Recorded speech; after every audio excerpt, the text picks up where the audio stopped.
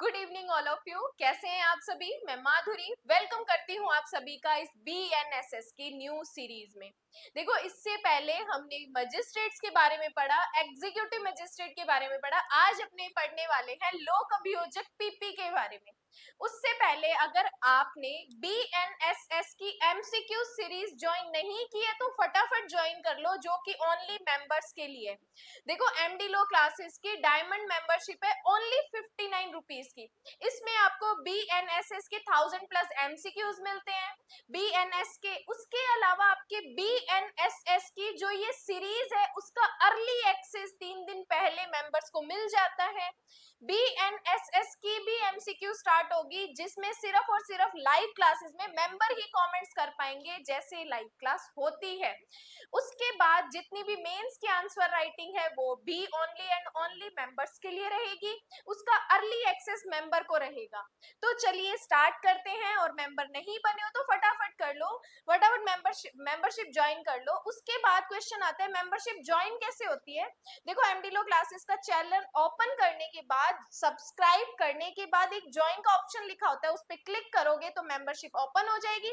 59 membership join करके फटाफट मुझे स्क्रीनशॉट भेज दीजिए, जिसमें मैं आपको इस मेंबरशिप के ग्रुप में ऐड कर दूं। चलिए स्टार्ट करते हैं हमारा सेक्शन नंबर 18, जो कि बात करता है PP के बारे में। इसमें टोटल 9 सबसेक्शंस हम पढ़ते हैं। 9 की 9 सबसेक्शन हमारे प्री, मेंस और इंटरव्यू के लिए इंपॉर्टेंट है। ये सिर्फ सेक्शन जुडिशरी के लिए नहीं, ये APO के एग्जाम के लिए, ये APO के एग्जाम के लिए, JLO के एग्जाम के लिए, LLB के लिए, सभी के लिए ये टॉपिक हमारा इंपॉर्टेंट है। पब्लिक प्रोसिक्यूटर, देखो जब आप LLB करते हो तब आपसे बड़े बुजुर्ग क्या पूछते हैं कि तू सरकारी वकील बन गया है क्या। तब उनको समझाओ कि अभी सिर्फ मैंने लॉ की डिग्री की है, मैं सरकारी वकील नहीं बना। सरकारी वकील तो 7 साल की प्रैक्टिस के बाद बनते हैं, या 3 साल की प्रैक्टिस के बाद, क्योंकि जो APO का एग्जाम होता है हर स्टेट का, उसमें 3 साल की जो 3 साल की जो एडवोकेट की एक्सपीरियंस होता है वो कंपलसरी होता है। तो ये PP लोक अभियोजक कहाँ पर बैठते हैं, इनको कौन अपॉइंट करता है, इनका एक्सपीरियंस क्या होता है, ये कहाँ से अपॉइंट किए जाते हैं, ये सारी चीजें अपने पढ़ने वाले हैं। तो फटाफट आ जाओ सबसेक्शन 1 में। सबसेक्शन 1 कहता है प्रत्येक हाई कोर्ट के लिए। अब अंडरलाइन करो, यहाँ पर जो PP अपने अपॉइंट कर रहे हैं किसके लिए कर रहे हैं, हाई कोर्ट के लिए कर रहे हैं। सेंट्रल गवर्नमेंट या स्टेट गवर्नमेंट, हाई कोर्ट के लिए PP सेंट्रल गवर्नमेंट भी कर सकती है, स्टेट गवर्नमेंट भी कर सकती है, क्योंकि हर एक स्टेट की अलग अलग गवर्नमेंट होती है।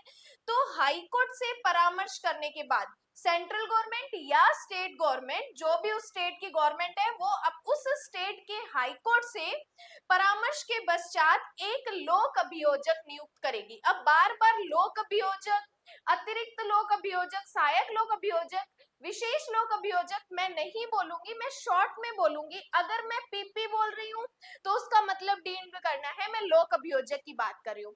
अगर मैं एडिशनल PP बोल रही हूँ तो आपको उसका मतलब डीम्ड करना है, मैं एडिशनल पब्लिक प्रोसिक्यूटर की बात कर रही हूँ।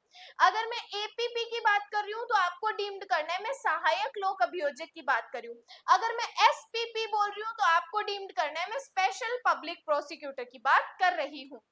देखो क्या कहा, हाई कोर्ट के लिए हाई कोर्ट से कंसल्टेशन के बाद सेंट्रल गवर्नमेंट या स्टेट गवर्नमेंट क्या करेगी, एक PP अपॉइंट करेगी। और ऐसे न्यायालय में किसी भी अभियोजन के संचालन के लिए, क्योंकि किसी भी कोर्ट में केस की स्टार्टिंग कौन करता है, PP, ADPP, APP करते हैं। तो उस अभियोजन के संचालन के लिए एक या अधिक एडिशनल PP, क्या कहा, एडिशनल PP भी अपॉइंट कर सकती है, सेंट्रल गवर्नमेंट या स्टेट गवर्नमेंट की ओर से अपील या अन्य कार्यवाही जैसा भी मामला हो। तो कहने का मतलब हाई कोर्ट के लिए सेंट्रल गवर्नमेंट या स्टेट गवर्नमेंट हाई कोर्ट से कंसल्टेशन के बाद PP अपॉइंट कर सकती है, या जितने भी एडिशनल PP चाहिए उनको भी अपॉइंट कर सकती है। कि for every high court the central government और the state government shall after consultation with the high court appoint a public prosecutor. क्या कर रही है, हाई कोर्ट के लिए हाई कोर्ट से ही पूछकर सेंट्रल गवर्नमेंट या स्टेट गवर्नमेंट PP अपॉइंट कर रही है। And may also appoint one or more additional PP, additional prosecutor for conducting in such court any prosecution, appeal or any other proceeding on behalf of the central government of the state government as the case may be। तो subsection 1 high court के लिए high court से ही पूछकर central government या state government एक PP या एक या अधिक एडीपीपी अपॉइंट कर रहे हैं। लेकिन इन्होंने कहा राष्ट्रीय राजधानी दिल्ली के लिए central government Delhi high court से परामर्श के बाद इस सबसेक्शन के प्रयोजन के लिए पीपी या एडीपीपी अपॉइंट कर सकती है। मतलब दिल्ली हाई कोर्ट के लिए सिर्फ सेंट्रल गवर्नमेंट ही पीपी या एडीपीपी अपॉइंट करेगी, और वो भी कौन करेगी, सेंट्रल गवर्नमेंट करेगी दिल्ली हाई कोर्ट से ही पूछ के। यहाँ पर स्टेट गवर्नमेंट का कोई रोल नहीं है, तो ध्यान रखना यहाँ पर दिल्ली हाई कोर्ट के लिए सेंट्रल गवर्नमेंट ही क्या करेगी, पीपी या एडीपीपी अपॉइंट करेगी। Provided that for the national capital territory of Delhi the central government shall after consultation with the high court of Delhi appoint the public prosecutor or additional public prosecutor for the purpose of this subsection. तो इस section के लिए Delhi high court के लिए central government क्या करेगी, एक PP या एडीपीपी अपॉइंट कर सकती है। सबसेक्शन 2 कहता है सेंट्रल गवर्नमेंट किसी भी जिले या लोकल एरिया में किसी भी मामले के संचालन के लिए एक या अधिक पीपी को अपॉइंट कर सकती है। अब सबसेक्शन 2 में याद रखो सेंट्रल गवर्नमेंट कर रही है किसके लिए, या तो किसी डिस्ट्रिक्ट के लिए या लोकल एरिया के लिए, किसको, पीपी को अपॉइंट कर रही है। सेंट्रल गवर्नमेंट पीपी को अपॉइंट कर रही है। The central government may appoint one or more public prosecutors for the purpose of conducting any case in any district or local areas. Then बात करते हैं सबसेक्शन 3। सबसेक्शन 3 में हेडिंग लगा सकते हो किसके लिए, जिले के लिए, और कौन कर रहा है, स्टेट गवर्नमेंट कर रहे हैं। सबसेक्शन 2 में जिले के लिए सेंट्रल गवर्नमेंट कर रही थी, सबसेक्शन 3 में जिले के लिए स्टेट गवर्नमेंट कर रही है कि एक लोक अभियोजक नियुक्त करेगी और जिले के लिए एक या अधिक एडीपीपी नियुक्त कर सकती है। मतलब जबकि हमने सेंटर की बात की, सेंट्रल गवर्नमेंट क्या कर रही थी, ओनली पीपी अपॉइंट कर रही थी, लेकिन स्टेट गवर्नमेंट डिस्ट्रिक्ट के लिए पीपी भी अपॉइंट कर सकती है और एडीपीपी भी अपॉइंट कर सकती है। For every district the state government shall appoint a public prosecutor and may also appoint or more additional public prosecutor. तो डिस्ट्रिक्ट के लिए पीपी और एडीपीपी दोनों अपॉइंट कर सकती है, कौन, स्टेट गवर्नमेंट। देन बात करते हैं परंतु की। परंतु एक जिले के लिए नियुक्त किया गया पीपी या एडीपीपी को दूसरे जिले के लिए पीपी या एडीपीपी के रूप में अपॉइंट किया जा सकता है। एक बार किसी को पीपी एडीपीपी किसी डिस्ट्रिक्ट में अपॉइंट कर लिया, उसी पीपी एडीपीपी को हम किसी अदर डिस्ट्रिक्ट के लिए भी पीपी या एडीपीपी अपॉइंट कर सकते हैं। प्रोवाइडेड दैट द पीपी और एडीपीपी appointed for one district may be appointed also to be a PP or ADPP as the case may be for another district। तो हम उस PP या ADPP को किसी अदर डिस्ट्रिक्ट के लिए भी हायर कर सकते हैं। देन बात करते हैं सबसेक्शन नंबर 4। अब क्या कर रहा है डीएम, डीएम का रोल आ गया, डिस्ट्रिक्ट मजिस्ट्रेट सेशन कोर्ट से परामर्श करने के बाद उन व्यक्तियों के नामों का एक पैनल तैयार करेगा। किन व्यक्तियों के नामों का, जो उनकी राय में जिले के लिए पीपी एडीपीपी के रूप में नियुक्त होने के लिए उपयुक्त है। मतलब कि डीएम क्या करेगा, ऐसे पीपी एडीपीपी के लिए एक पैनल तैयार करेगा, किससे पूछकर, सेशन कोर्ट से पूछकर, कि अगर आपको पीपी या एडीपीपी अपॉइंट करने हैं तो क्या करेगा डीएम, सेशन कोर्ट से पूछकर ऐसे पीपी या एडीपीपी का एक पैनल अपॉइंट करेगा, पैनल बनाएगा। The district magistrate shell in consultation with the session जज prepare a panel of names of persons who are in his opinion fit to be appointed as a PP or ADPP for the district। तो उनका क्या किया जाएगा, एक panel तैयार किया जाएगा। देन बात करते हैं सबसेक्शन 5। किसी भी व्यक्ति को राज्य सरकार द्वारा जिले के लिए पीपी या एडीपीपी के रूप में अपॉइंट नहीं किया जाएगा। क्यों नहीं किया जाएगा, जब तक कि उसका नाम सबसेक्शन 4, कौन सा सबसेक्शन 4, जिसमें डीएम ने सेशन कोर्ट से पूछकर पीपी और एडीपीपी का पैनल बनाया, के तहत जिला मजिस्ट्रेट द्वारा तैयार किए गए नामों के पैनल में ना हो। मतलब पीपी एडीपीपी हम तभी अपॉइंट करेंगे जब डिस्ट्रिक्ट कोर्ट ने सेशन कोर्ट से पूछकर जो पैनल बनाया है उसी पैनल में से स्टेट गवर्नमेंट क्या करेगी, पीपी और एडीपीपी अपॉइंट करेगी। No person shall be appointed by the state government as the PP ADPP for the district unless his name appears in the panel of the names prepared by the district magistrate under subsection 4. तो जब तक state government उस panel में नहीं देखेगी, उन panel के अलावा वो पीपी या एडीपीपी अपॉइंट नहीं करेगी। लेकिन सबसेक्शन 6 सबसेक्शन 5 का अपवाद बताते हैं, ध्यान से सुनना। सबसेक्शन 5 में किसी भी बात के होने पर जहां किसी राज्य में अभियोजन अधिकारियों का नियमित काडर है, क्या कहा, चाहे सबसेक्शन 5 में कोई भी बात लिखी है कि डीएम पैनल बनाएगा, स्टेट गवर्नमेंट उसी पैनल में से पीपी और एडीपीपी अपॉइंट करेगी, उस बात को पहले साइड में रखो।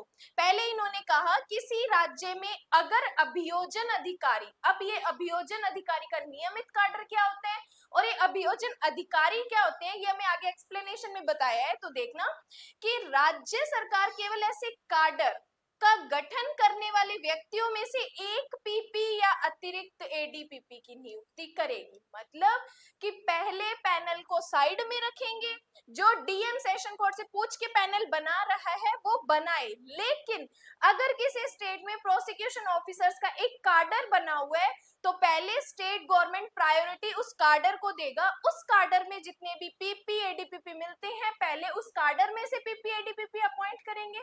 उसके बाद अगर हमें इस काडर में से पीपी एडीपीपी नहीं मिलते, देन हम जाएंगे किसमें, डीएम के द्वारा तैयार किए गए पैनल में, कि notwithstanding anything in subsection 5 where in a state there exists a regular cadre of prosecution officer, the state government shall appoint pp or an adpp only from among the persons constituting cadre। तो पहले state government cadre में से चुनेगी, उसके बाद अगर cadre में से नहीं मिलते तो हम किस में जाएंगे, उस पैनल में जाएंगे। यही बात हमें परंतुक में बताई है कि जहां राज्य सरकार की राय में ऐसी नियुक्ति के लिए कोई उपयुक्त व्यक्ति उपलब्ध नहीं है, मतलब काडर में ऐसे पर्सन अवेलेबल नहीं है जिनको हम पीपी या एडीपीपी बनाए, तो वह सरकार तैयार किए गए नामों के पैनल में जैसा भी हो किसी व्यक्ति को पीपी या एडीपीपी के रूप में अपॉइंट कर सकती है, सबसेक्शन 4 के तहत जिला मजिस्ट्रेट द्वारा। मतलब काडर में अगर पर्सन अवेलेबल नहीं है जिनको हम पीपी एडीपीपी बनाए, उसके बाद राज्य सरकार जा सकती है किसमें, जो डीएम ने पैनल बनाया सेशन कोर्ट से पूछकर, फिर जाके स्टेट गवर्नमेंट उस पैनल में से पूछ सकती है। अदरवाइज पहला प्रायोरिटी किसको दी जाएगी, अभियोजन अधिकारी के काडर को। अगर वहां पर नहीं है तो हम पैनल में जा सकते हैं, provided that where in the opinion of the state government no suitable person is available in such cadre. अगर काडर में ऐसे पर्सन हमारे पास अवेलेबल नहीं है सच अपॉइंटमेंट के लिए, दैट गवर्नमेंट में अपॉइंट, तब गवर्नमेंट क्या कर सकती है, अपॉइंट कर सकती है पर्सन एज अ पीपी और ADPP as the case may be from the panel of names prepare by the district magistrate under subsection 4। जो सबसेक्शन 4 में पैनल बताया, उसके बाद में वो पैनल में से अपॉइंट कर सकती है। अब देखो अभियोजन अधिकारियों का नियमित काडर क्या है और अभियोजन अधिकारी क्या है, ये हमें स्पष्टीकरण में बताया है। अब हेडिंग लगा सकते हो, अभियोजन अधिकारियों का नियमित काडर का अर्थ, अभियोजन अधिकारियों का एक काडर है जिसमें पीपी का पद, चाहे वह किसी भी नाम से जाना चाहता हो, शामिल है, और एक सहायक लोक अभियोजक जिसको मैं बोलती हूँ एसपीपी, चाहे किसी भी नाम से जाना जाता हो, उस पद पर पदोन्नति प्रदान करता है। तो अभियोजन अधिकारियों के नियमित काडर में पीपी और ऐसे जो सहायक पीपी होते हैं उनका नाम लिखा हुआ है। Regular cadre of the prosecution officer means a cadre of prosecuting officers which includes there in the post of PP or where name called and which provides for promotion of assistant public prosecutor by whatever names called to do that post। जिस भी नाम से उनको ज्ञात किया गया है, हमें नाम से कोई फर्क नहीं पड़ता, अगर उसमें कोई लिखा हुआ है लोक अभियोजक, सहायक लोक अभियोजक, तो उसका काडर का मतलब यही माना जाएगा। अब देखो ये अभियोजन अधिकारी प्रोसिक्यूशन ऑफिसर कौन होते हैं, प्रोसिक्यूशन ऑफिसर का अर्थ है एक व्यक्ति, चाहे वह किसी भी नाम से जाना जाता हो, जो आगे हमें बताए हैं इस संहिता बीएनएसएस के तहत, PP, special PP, additional PP या एपीपी। मतलब अभियोजन अधिकारी पीपी, चाहे एडीपीपी, स्पेशल पीपी, एपीपी, ये सारे जो भी है इनको क्या कहा जाता है, इनको प्रोसिक्यूशन ऑफिसर कहा जाता है, के कार्यों को करने के लिए नियुक्त किया गया है। तो आपसे पूछे कि प्रोसिक्यूशन ऑफिसर कौन होते हैं, तो आपको बताना है पीपी, एडीपीपी, एसपीपी, एपीपी, ये सारे कौन होते हैं? हमारे अभियोजन अधिकारी होते हैं। वैसे ही जैसे डीएम, एडीएम, एसडीएम, ये सारे कौन होते हैं? एग्जीक्यूटिव मजिस्ट्रेट होते हैं। तो वैसे ही अभियोजन अधिकारी इनको बोलते हैं। Prosecution officer means a person by whatever name called appointed to the perform the functions of a PP, दूसरा स्पेशल पीपी, तीसरा एडिशनल पीपी और चौथा असिस्टेंट पीपी अंडर दिस संहिता। तो ये सारे कौन होते हैं? प्रोसिक्यूशन ऑफिसर होते हैं। देन बात करते हैं सबसेक्शन 7। कोई व्यक्ति केवल सबसेक्शन 1, सबसेक्शन 2, 3 या 6 के अधीन पीपी या एडीपीपी के रूप में नियुक्त होने के लिए पात्र तभी होगा जब वह वकील के रूप में कम से कम 7 साल तक प्रैक्टिस कर चुका हो। मतलब 1, 2, 3 और 6 के लिए जो हम पीपी या एडीपीपी अपॉइंट कर रहे हैं, उनको हम अपॉइंट तभी करेंगे जब उनके पास कितना एक्सपीरियंस होना चाहिए? कम से कम 7 साल। चाहे हमें हाई कोर्ट में बिठाना है, चाहे हमें सेशन कोर्ट में पीपी या एडीपीपी बिठाने हैं, चाहे उनका कार्डर बना हुआ है, चाहे उनका पैनल बना हुआ है, हमें उनको तभी उस कार्डर या पैनल में हायर करना है जब उनके पास कम से कम 7 साल तक प्रैक्टिस होनी चाहिए।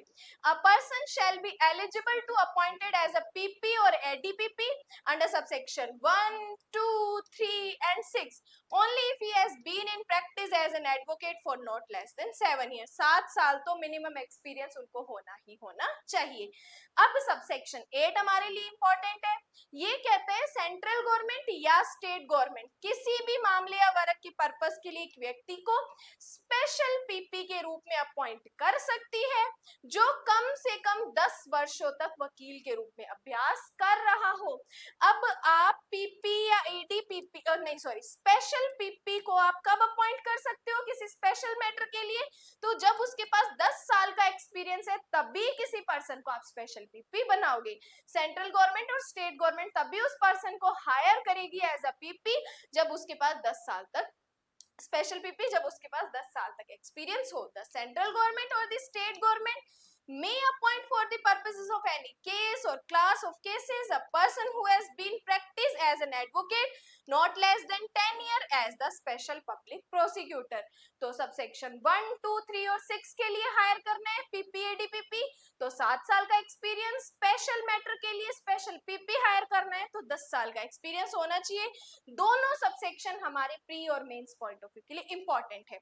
बशर्ते कि न्यायालयीय सुधारा के तहत अभियोजन की सहायता के लिए पीड़ित को अपनी पसंद के वकील को नियुक्त करने की अनुमति दे सकती है। जरूरी नहीं है कि विक्टिम को जो गवर्नमेंट ने पीपी दे दिया वो ही उससे काम करवाए, नहीं। अगर विक्टिम के पास कोई अपना खुद का वकील, पसंद का वकील है तो वो पीड़ित उसको भी हायर कर सकती है, provided that the court may permit the victim to engage an advocate of his choice assist that the prosecution under this subsection. पीड़ित चाहे तो अपना पसंद का वकील भी हायर कर सकती है। देन सबसेक्शन 9, सबसेक्शन 9 सिर्फ नॉलेज पॉइंट ऑफ व्यू के लिए समझना है कि जो सबसेक्शन 7 में आपने 7 साल का एक्सपीरियंस पढ़ा, सबसेक्शन 8 में आपने 10 साल का एक्सपीरियंस पढ़ा, ये एक्सपीरियंस काउंट कब से होगा? तो इन्होंने कहा चाहे संहिता के प्रारंभ होने से पहले या बाद में, जो भी टाइम पीरियड जब से आपने एनरोल करवा लिया बार काउंसिल ऑफ इंडिया में, जब से आपने कोर्ट में प्रैक्टिस कर दी, चाहे नया लो आया चाहे पुराना लो आया, आपका एक्सपीरियंस टाइम वही काउंट होगा। ऐसा नहीं होगा कि नया लो आया तो आपका पहले का एक्सपीरियंस खत्म हो जाएगा, नहीं, आपका एक्सपीरियंस वही स्टार्टिंग से काउंट होगा जब से आपने अपने आप को बार काउंसिल में एनरोल करवाया, जब से आपने अपने कोर्ट में प्रैक्टिस स्टार्ट कर दी। तो सबसेक्शन 7 का यही 9 का यही मतलब है जो हम शॉर्ट में नॉलेज पॉइंट ऑफ व्यू के लिए पढ़ते हैं। तो ये सेक्शन नंबर 18 पीपी के लिए हमें टोटल 9 सबसेक्शन बताए हैं। 9 की 9 सबसेक्शन हमारे लिए वेरी इंपॉर्टेंट है। देखो सबसेक्शन 1 कहता है सबसेक्शन 1 ने हमें कहा कि हाई कोर्ट के लिए, अब हमें किस लिए हायर करना है? हाई कोर्ट के लिए हायर करना है। किसको? पीपी या एडीपीपी को। तो सेंट्रल गवर्नमेंट या स्टेट गवर्नमेंट हाई कोर्ट से पूछेगी, उसके बाद पीपी या एडीपीपी हाई कोर्ट के लिए अपॉइंट करेगी। सबसेक्शन 2 कहता है सेंट्रल गवर्नमेंट किसी डिस्ट्रिक्ट के लिए पीपी हायर कर सकती है। सबसेक्शन 3 कहता है स्टेट गवर्नमेंट किसी डिस्ट्रिक्ट के लिए पीपी और एडीपीपी हायर कर सकती है। सबसेक्शन 4 कहता है कि पीपी और एडीपीपी हायर तभी होंगे जब डीएम द्वारा एक पैनल तैयार किया जाता है, लेकिन वो पैनल किससे पूछकर बनाएगी? सेशन कोर्ट से पूछकर बनाएगी। फिर कहता है पीपी और एडीपीपी सबसेक्शन 4 के पैनल में ही अपॉइंट किए जाएंगे, अदरवाइज उनकी अपॉइंटमेंट नहीं होगी। उसके बाद कहता है सबसेक्शन नंबर 6, सबसेक्शन 6 ने कहा कि स्टेट गवर्नमेंट राज्य के अभियोजन अधिकारियों के काडर में से ही पीपी और एडीपीपी अपॉइंट करेगी। मतलब सबसेक्शन 6 को फर्स्ट प्रायोरिटी दी जाएगी। अगर सबसेक्शन 6 के काडर में पीपी एडीपीपी नहीं है तो फिर हम किसके पास जाएंगे? सबसेक्शन 4 में तैयार किए गए पैनल में से जाएंगे, फिर पीपी एडीपीपी अपॉइंट करेंगे। उसके बाद बात करते हैं सबसेक्शन 7। सबसेक्शन 7 कहते हैं पीपी और एडीपीपी बनना है तो कम से कम 7 साल का एक्सपीरियंस आपके पास होना चाहिए। सबसेक्शन 8 कहते हैं अगर आपको स्पेशल पीपी बनना है तो कम से कम 10 साल का एक्सपीरियंस आपके पास होना चाहिए। अब सबसेक्शन 9 कहता है टाइम पीरियड ऑफ एक्सपीरियंस कब काउंट होगा, चाहे इस बीएनएस के स्टार्ट होने से पहले, बीएनएसएस के स्टार्ट होने से पहले या कोई लॉ के स्टार्ट होने से पहले, जो भी टाइम पीरियड होगा जब से आपने खुद को एनरोल करवा दिया तब से उस टाइम पीरियड को काउंट किया जाएगा। तो ये सारे सेक्शन 18 के 9 की 9 सबसेक्शन हमारे प्री मेंस और इंटरव्यू पॉइंट ऑफ व्यू के लिए इंपॉर्टेंट है।